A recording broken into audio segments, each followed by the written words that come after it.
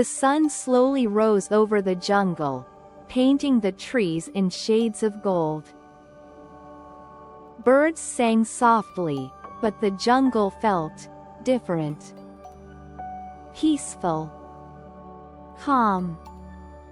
Almost as if it, too, knew that something important was about to happen. Mowgli sat on a rock near the river, dipping his toes in the cool water. He had defeated Shere Khan. He had protected the jungle.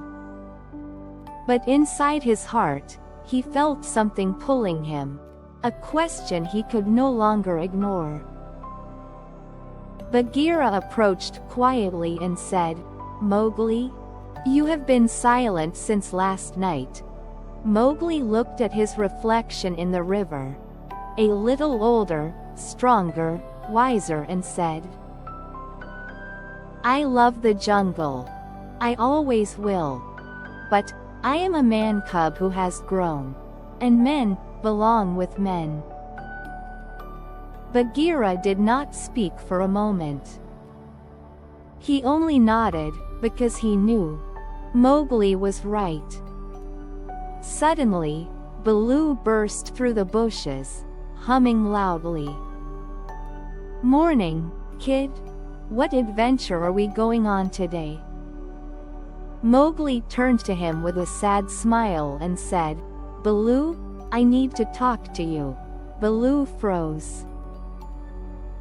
He saw the look in Mowgli's eyes, and his heart sank.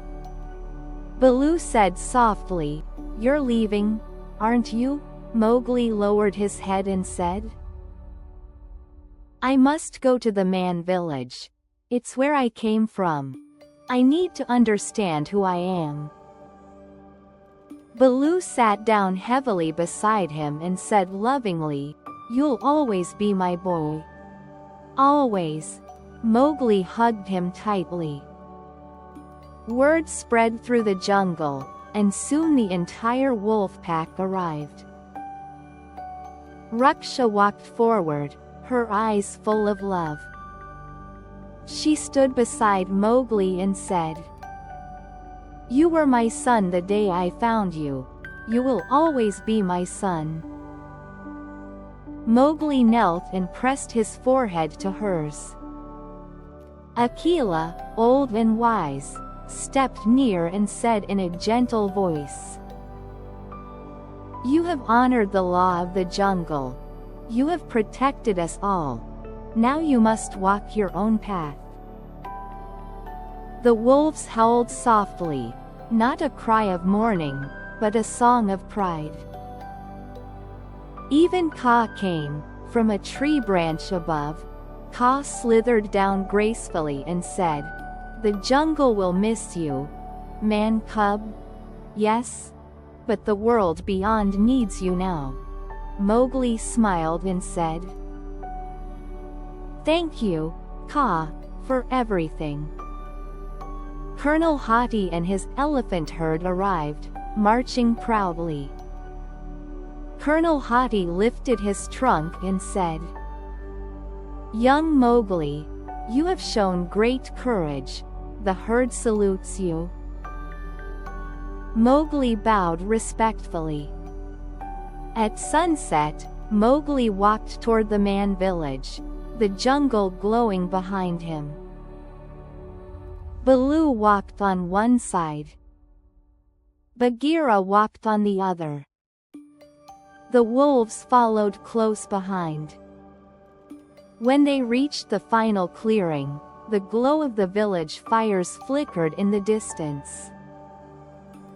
Mowgli turned to his family and said with a heavy heart, "I will never forget you, not in 100 years." Baloo wiped his eyes secretly. Bagheera stood tall, but his voice cracked. "Go, Mowgli, fulfill your destiny." Raksha touched her nose to his cheek and said, "My child, wherever you go, our love goes with you." Mowgli took one step toward the village, then another, then turned back one last time. His jungle family stood together: Baloo, Bagheera, Raksha, Akela, wolves, elephants, monkeys, deer, birds, all watching him with pride. Mowgli raised his hand and said, "Goodbye, my jungle." He walked forward, disappearing into the warm glow of the village lights. The jungle stayed silent for a moment. Then, the wolves howled, the elephants trumpeted, the fireflies rose into the air, a final, beautiful farewell. Because even though he had left the jungle, Mowgli would always carry the jungle in his heart.